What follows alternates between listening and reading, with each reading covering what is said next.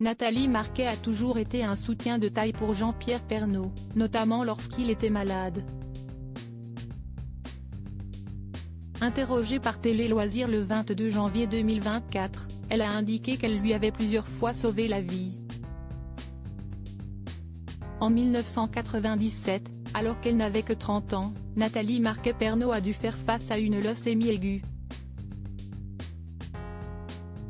20 ans plus tard, c'est son époux, le journaliste Jean-Pierre Pernaut, qui a été confronté à la maladie. L'ancien présentateur du journal télévisé de 13h de TF1 a été atteint d'un cancer de la prostate en 2018, puis d'un cancer du poumon en 2021.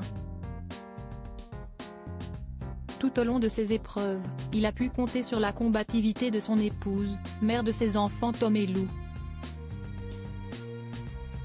Malheureusement, début 2022, son état de santé s'est rapidement détérioré. Fatigué par plusieurs accidents vasculaires cérébraux et des complications liées à une opération à cœur ouvert, le journaliste s'est éteint le 2 mars à l'âge de 71 ans. Depuis, il ne se passe pas un seul jour sans que Nathalie Marquet ne pense à lui, voyant même des signes envoyés depuis l'au-delà par son mari. Le 2 mars prochain, jour des 2 ans de la disparition de son époux, elle s'exprimera dans l'émission d'Aruma, diffusée sur TF1, pour parler de ses combats. Nathalie Marquet rappelait à Jean-Pierre Pernaut de faire ses examens médicaux dans cette émission. Nathalie Marquet a rapporté ce qu'elle a dit à Jean-Pierre Pernaut lorsqu'il a appris qu'il avait un cancer.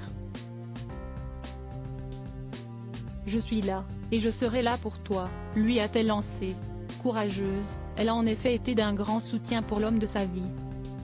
« Moi, j'ai souvent sauvé Jean-Pierre parce qu'il ne pensait jamais à aller faire tel ou tel examen. Je lui rappelais à chaque fois et, avec moi, il n'avait pas le choix », a-t-elle indiqué à Télé Loisirs. Comme elle l'a expliqué à nos confrères, participer à l'émission d'Aruma a été l'occasion, pour elle, d'aider un téléspectateur à transformer une faille ou une déprime en une force. « J'ai tenu à demander aux gens d'aller se faire dépister car il y a encore trop de gens qui n'y pensent pas. Si est-il terrible parce que parfois, il est trop tard », a-t-elle ajouté. Une façon d'envoyer un message positif après avoir traversé de multiples épreuves. Diaporama. Voir les photos de Nathalie Marquet.